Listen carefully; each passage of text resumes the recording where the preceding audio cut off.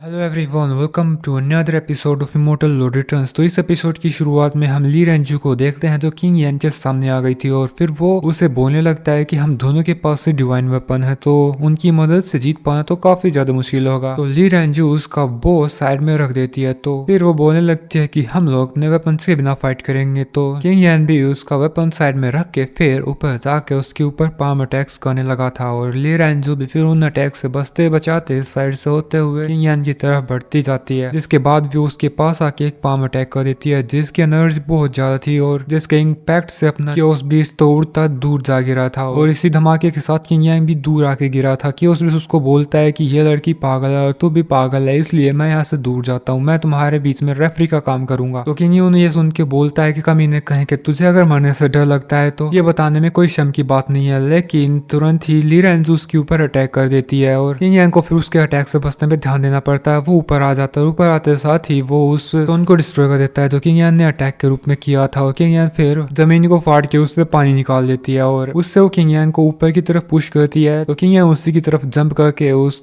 के साथ पंच फाइटिंग करने लगता है और फिर वो उस पे उसका फिस्ट फेंकने वाला था कि ले रेंजू भी साइड हो जाती है और उसका पाम स्ट्राइक उसकी पीठ पे कर देती है, जिससे किंग यान तो नीचे जमीन पे आ गिरा था और उसी धमाके की चपेट में अपना क्योस बीस्ट भी ऊपर आके उड़ता जाते हुए बोलने लगा था कि ब्रदर तुम तो बिल्कुल भी सीरियस नहीं हो, तुम तो जानते हो कि मैं तो छोटा सा नन्ना मुन्ना बीस्ट, तुम मुझ पर तो रहम करो। जबकि नीचे तो हमें को धमाका दिखाया जाता है जो कि किंग यान ने ले रेंजू पे एक धमाके के रूप में किया था, अटैक के रूप में किया था। और उस अटैक की वजह से ली रेंजू रगड़ते हुए पीछे की तरफ आ जाती है और उसके मुंह से खून निकल रहा था। और ये देख के किंग यान बोलता है कि मेरा पाम स्ट्राइक इतना भी पावरफुल नहीं था। तो ली रेंजू उसे बोलती है कि इसका तुम्हारे पाम स्ट्राइक से कोई भी लेना देना नहीं था। लेकिन तभी किंग यान उस ब्लड को देखता है जो जमीन पे गिरा हुआ था, वो अचानक से फ्रीज हो जाता है और उसके आसपास की चीज को भी फ्रीज कर देता है। तुरंत ही किंग यान उस लड़की का हाथ पकड़ के बोलता है जैसा मैंने एक्सपेक्ट किया था, तुम्हारी बॉडी में एक्सट्रीमली कोल्ड पॉइजन है और शायद तुम्हारे लिए ही मास्टर वो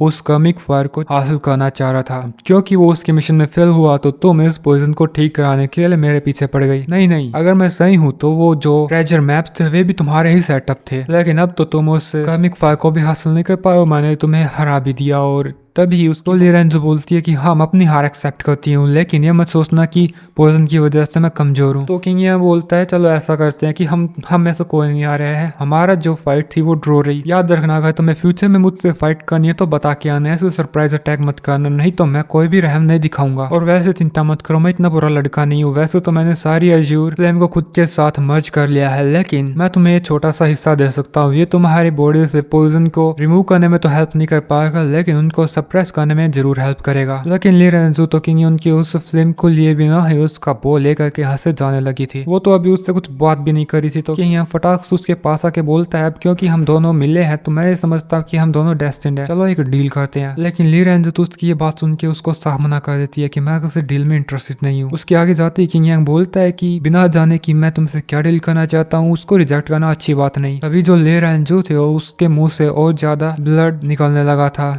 जिसका मतलब था कि वो कोल्ड पॉइजन कुछ ज्यादा ही स्ट्रॉन्ग है और वो अकेले उसे सप्रेस नहीं कर पा रही है। देख के किंग यान भी उसको बोलता है कि मैं तुम्हारे पॉइजन को सप्रेस करने में मदद करूंगा, इसके बदले में तुम्हें मुझे 3 महीने के लिए प्रोटेक्ट करना होगा। तो ली रेंजू उसकी बात सुन के बोलती है बस इतना ही। तो किंग यान जवाब दे के बोलता है कि अगर नॉर्मल टाइम होता तो मैं इसके बदले शायद कुछ और मांगता, लेकिन अभी हमारी यून फैमिली बहुत बड़े खतरे में है और हमें एक सपोर्टर की जरूरत है और तुमसे बेहतर सपोर्टर और कोई नहीं हो सकता। लेकिन इधर जो अपना क्योस बीस्ट था वो तो डबल मीनिंग में कुछ सोचने लगा था कि किंग यान का तो ये सारा शायद पहले से ही प्लान था। इधर ली रेंजू भी किंग यान की मदद करने के लिए मान जाती है और बोल रही थी कि मैं तुम्हें 3 महीने तक प्रोटेक्ट करूंगी। जब ये दूसरी तरफ हमें यून फैमिली को दिखाया जाता है जहाँ पर उनके दुश्मनों ने अटैक कर दिया था और वे लोग यून फैमिली के मेंबर्स को बहुत बुरी तरीके से मारे जा रहे थे। इस बार वे लोग उनके लीडर्स को लेकर के आए थे और यहाँ पे जो कमजोर डिसाइपल्स थे वे निहत्थे ही मारे जा रहे थे, उनके पास उनकी जान बचा के भागने का भी कोई चांस नहीं था। और देखते ही देखते इसी प्रकार यून फैमिली का पूरा कोर्टयार्ड खाली हो जाता है, लगभग सारे डिसाइपल्स उनके मारे जाते हैं। और फिर हम योन हान को देखते हैं, वो बोल रहा था कि उस एल्डर काई की इतनी हिम्मत तो देखो कि जब हम लोग हील कर रहे थे उसने तभी हम पे अटैक कर दिया, अभी तो फैमिली के कुछ ही मेंबर्स बचे हैं। तभी उसके पास योन फे भी भागते हुए आके बोलती है कि ब्रदर जॉन मेन गेट से बाहर गए हैं वो उन अटैकर्स को रोकने के लिए। तो एल्डर योन हान बोलने लगता है कि उसका दिमाग खराब हो गया है क्या, अब यहाँ से वो जाने वाला ही था कि तभी यहाँ पे हम लोग इन एल्डर्स को देखते हैं जो व्हील चेयर पे आ गए थे और इन्हें देख कर युन हान उनको बोलता है कि तुम्हारी विश सच में पूरी हो गई, अब यून फैमिली बर्बाद होने को आई है, इससे तुम्हें क्या हासिल हुआ। तो एक एल्डर बोलने लगता है अपनी जुबान संभाल के बात कर, इसमें हमारी क्या गलती थी, ये सब उस किंग यान की वजह से हुआ। अगर तूने उसे पहले निकाल दिया होता और चुपचाप तेरे बेटे के साथ मर जाता तो ऐसा कुछ भी नहीं होता। इसके अलावा तो तुमने उस हेलुओ के साथ मेरी डॉटर की शादी भी तोड़वा दी, जिसमें तुम्हारा एक आउटसाइडर का बोलने का कोई भी हक नहीं था। तो एल्डर यूनहान बोलता है अगर तुम्हें आयरन वोल्फ गैंग इतनी ही पसंद है तो तुम खुद उनसे शादी क्यों नहीं कर लेते। तुम्हारी बेटी को सेक्रीफाइस करने की क्या जरूरत है, घर से निकल जाओ, तुम्हारी यहाँ पे होने की कोई भी जरूरत नहीं है। मैं नहीं मानता तुम जैसा कमीना यून फेक का फादर हो सकता है, मुझे मजबूर मत कर तुम्हारी जान लेने के लिए। तभी एक और एल्डर बोलता है किसकी हिम्मत, तो देखो ये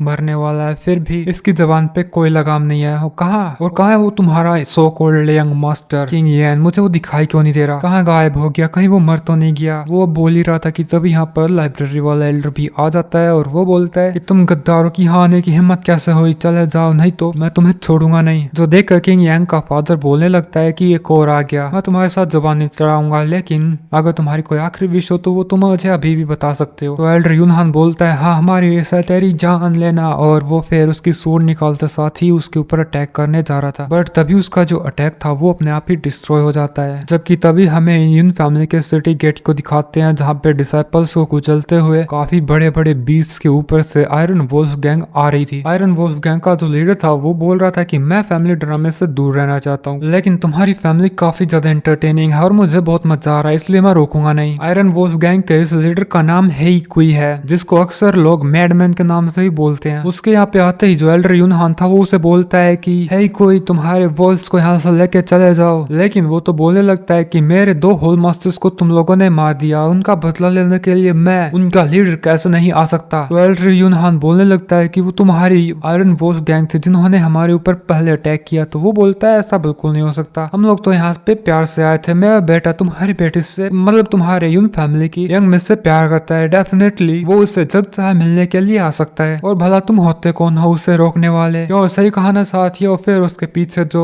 उसके सैनिक थे आयरन वोल्फ गैंग के मेंबर्स, वे भी सही है बोलने लगते हैं। ये सब देख के जो हेलो था वो तो काफी ज्यादा खुश हो रहा था, लेकिन दूसरी तरफ यूनफेई काफी ज्यादा गुस्से में आ रही थी। वो कुछ बोलने जा ही रही थी कि उससे पहले एल्डर यूनहान उसके आगे आके बोलता है कि चाहे तुम्हारा कोई भी बकवास कर लो, लेकिन जब तक मेरे अंदर जान है तुम लोग यूनफेई को लेके नहीं जा सकते, मैं यून फैमिली को बर्बाद नहीं होने दूंगा। और जो लाइब्रेरी वाला एल्डर भी था वो भी बोलने लगता है। तो है कोई बोलता है जैसा तुम चाहो, लेकिन हम लोग खाली हाथ तो जाएंगे नहीं, अब हम इस लड़की को लेके नहीं जा सकते तो हम किसे लेके जाएं, क्यों नहीं इसकी मदर को। फिर पीछे से यूनफेई की मदर की चिल्लाने की आवाजें आने लगती है। उसको आयरन वोल्फ गैंग के मेंबर्स ने पकड़ लिया था। यूनफेई उसकी मदर को बचाने के लिए जा रही थी, लेकिन ये लोग उसका मुंह बंद कर देते हैं ताकि वो चिल्ला भी ना पाए। शायद वे उसे माना चाह रहे और उसके मदर के आंखों में आंसू आ रहे थे। यूनफेई भी यहाँ पे काफी ज्यादा परेशान होने लगती है कि वो उसकी मदर को कैसे बचाए। अभी जो हेल वो बोलने लगा था कि मैं अपनी मदर इन लॉ को हर्ट नहीं करना चाहता, लेकिन मदर इन लॉ तुम्हारी डॉटर काफी ज्यादा नकचड़ी है। तभी यूनफेई काफी जोर से चिल्लाते हुए उसके फादर को बोलते हैं कि 3 साल पहले आपने बताया था कि मदर की डेथ हो गई, लेकिन ऐसा तो कुछ हुआ ही नहीं, आपने उसे इन प्रिजन जेल में बंद कर दिया था और आपने मुझसे अब तक झूठ बोला। तो वो उसका फादर बोलता है कि मेरी माँ किसी भी काम की नहीं, मैं उसे कुछ भी करने को बोलूं वो हमेशा मना करती, और उस जैसे तुम भी हो, मेरी कोई बात नहीं मानती, इतनी प्यार से परवरिश करने का क्या फायदा जब तुम मेरा कोई कहना ही ना मानो। वो उसे पकड़ने के लिए जा रहा था कि तभी जो हेलुओ था वो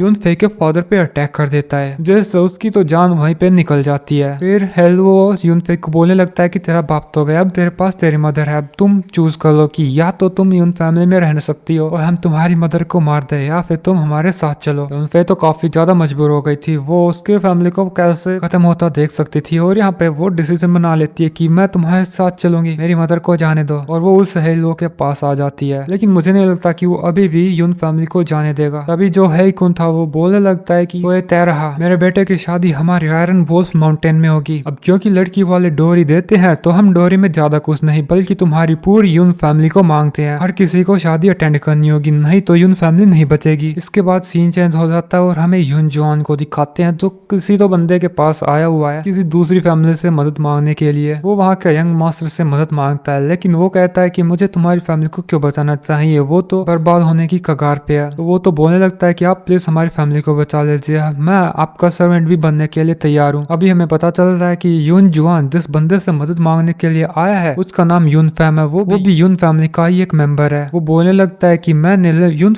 वो बोलने लगता है कि मैंने यून फैमिली से नाता काफी टाइम पहले तोड़ दिया था। इसके अलावा हमारी आयरन वुल्फ गैंग के साथ भी अच्छी खासी दोस्ती है। आयरन वुल्फ गैंग को लिन फैमिली सपोर्ट करती है और मत भूलो कि लिन फैमिली का यंग मास्टर लिन वेई तियान्यू एकेडमी का नंबर 1 डिसाइपल है और वो शेनगोंग फैमिली का सन इन लॉ भी है। तो तुम्हारी कंगाल लिन फैमिली के पास ऐसा क्या है जो मुझे इतने सारे पावरफुल फैमिलीज को अपना दुश्मन बनाने में फोर्स करे। तो यून जॉन बोलने लगता है कि हमारी लिन फैमिली की एंशिएंट फैमिली है और हमारे ट्रेजर हॉल में काफी सारे एंशिएंट ट्रेजर्स हैं। अगर तुम यून फैमिली को बचाते हो तो एल्डर्स डेफिनेटली तुम्हें उनको हासिल करने में मदद करेंगे। जो सुन के तो यून फैन जोर जोर से हंसते हुए बोलता है कि मुझे वो कबाड़ नहीं चाहिए, मेरी तो बस 2 शर्तें हैं। अगर तुमने यहाँ अकेले आने की हिम्मत की तो इसलिए मैं तुम्हें एक चांस दूंगा। सबसे पहले तो मैं ये चाहता हूँ कि तुम उस किंग यान को बुलाओ। मैं चाहता हूँ कि वो झुक कर सबके सामने ये अनाउंस करे कि वो मेरा सर्वेंट है। और दूसरा, मुझे यून फैमिली का स्पिरिचुअल हब गार्डन और स्पिरिचुअल स्टोन्स की माइन चाहिए। अगर तुम ऐसा कर सकते हो तो मैं तुम्हारी यून फैमिली को बचाने का सोचूं। जिस पे यून जुआन बोलता है कि किंग यान तो तुम्हारा सर्वेंट बनने की बात कभी नहीं मानेगा और यून फैमिली तुम्हें स्पिरिचुअल हब गार्डन और स्पिरिचुअल स्टोन्स की माइन कभी नहीं देगी। जिस पे यून फैम बोलता है कि फिर तो तुम भी मेरे किसी काम के नहीं, और फिर वो एक स्वॉर्ड अटैक करके उससे शायद मार देता है। जिसके बाद अपना सीन चेंज होके किंग यान पे आ जाता है। वो उसी चीज को निकाल लेता है जिसको स्पिरिट डिवोरिंग रूट्स ने उसे दी थी, जिससे काफी बेकार बदबू आ रही थी, जो देखकर ली रेंजू तो तुरंत उससे दूर हो जाती है और उससे ये अटैक करने जा रही थी। वो उसको पूछती है कि ये बदबूदार चीज क्या है, क्या तुम मुझे इससे ठीक करोगे? तो किंग यान बताता है कि ये गंदी दिखती है लेकिन है नहीं, ये एक्चुअली में 10,000 साल पुराना 7 डिवाइन गैनोड्रामा ल्यूसीडियम है। ये बहुत ज्यादा रेयर है, इसकी गंदी बदबू में मत जाओ, ये किसी भी बीमारी को ठीक कर सकता है। लेकिन ली रेंजू बोलती है तुम्हें ही मुबारक हो, मैं चले, और फिर वो यहाँ से जाने लगती है। लेकिन थोड़ा दूर जाते ही वो नीचे गिर जाती है और ऐसा नीचे गिरती है कि वो दोबारा खड़ी नहीं हो पाती और किंग यान फिर उसकी मदद करने के लिए उसके सामने बैठ जाता है और उसे उस गैनोड्रामा की महक सुंघाने लगता है। इस पूरे प्रोसेस के थोड़ी देर बाद ली रेंजू को होश आ जाता है। वो देखती है कि उसका जो कोल्ड पॉइजन था वो सप्रेस हो गया है और किंग यान को थैंक यू बोलती है। लेकिन वो किंग यान से ये तो पूछना भूल ही गई थी कि उसने उसे ठीक कैसे किया। लबी जो अपना क्यूस बीच था उसके पास जाके पूछता है कि तुमसे तो बहुत अच्छी खुशबू आ रही है, तुम कौन सा परफ्यूम लगाती हो? उसके ऐसा बोलते ही किंग यान उसे तुरंत पकड़ लेता है। वो बोल रहा था तुम क्या कर रहे हो, मरवाओगे क्या? क्योंकि उसने ली रेंजू के वेस्ट पे अल्केमी एसोसिएशन का टोकन देख लिया था। तभी ली रेंजू उसके बर्ड को बुला लेती है जिसके ऊपर ये लोग बैठ करके किंग यान की यून फैमिली के अंदर जाने लगते हैं। अब इधर यून फैमिली के अंदर तो यही ड्रामा चल रहा था जहाँ पे आयरन वुल्फ गैंग का लीडर हेकोन सभी को शादी में इनवाइट कर रहा था और इसके बदले डोरिया मांग रहा था, जो बोलने के बाद वो सभी के साथ लौटने लगता है। लेकिन तभी जो हेलुओ था वो बोलता है 1 मिनट फादर, मैं कुछ तो भूल ही गया, अपनी मदर इन लॉ को। फिर वो उसकी मदर इन लॉ यानी कि यून फेई की माँ को छुड़वा लेता है। वो उसकी तरफ उससे खींचने लगा था जिसके बाद वो उसके ऊपर अटैक कर देता है, जिससे हम लोग देखते हैं कि यून फेई की मदर की बॉडी धीरे धीरे करके डिस्ट्रॉय होने लग जाती है और यून फेई तो फिर हेलुओ को रोकने में लग जाती है। लेकिन वो तो रुकने का नाम ही नहीं ले रहा था। जैसा उसने सोचा था वैसा तो बिल्कुल भी नहीं हुआ। एल्डर्स यून फेई की मदर को बचाने की कोशिश करते हैं लेकिन उसका फादर बीच में आ जाता है, तो उन्हें खुद की जान पहले बचानी पड़ती है। इतनी देर में जो हेलुओ था वो यून फेई की मदर की सारी एनर्जी को खुद ही एब्जॉर्ब कर लेता है और वो यून फेई को बोल रहा था अब चुपचाप मेरी बात मानना, नहीं तो ध्यान से देख ले तेरी मदर का भी तेरे जैसा ही हाल होगा। यहाँ पे वो यून फेई की मदर को पूरी तरीके से जैसे ही मानने वाला था कि तभी यहाँ पर आ जाता है अपना हीरो किंग यान, जो आते साथ ही सीधा एक स्वॉर्ड स्ट्राइक करता है जिससे हेलो उसी स्वॉर्ड के साथ यून फैमिली के मेन गेट पे जाके लटक जाता है और इसके साथ अपना हीरो किंग यान यून फेई को बचा लेता है। जबकि दूसरी तरफ थी ली रेंजू, वो भी उसके एरो से सीधा ही हेइकोई को पॉइंट करने लगती है लेकिन वो उसे पहचान जाता है जिससे वो काफी ज्यादा डर रहा था। और दोस्तों इसी के साथ अपना ये एपिसोड 3 खत्म हो जाता है।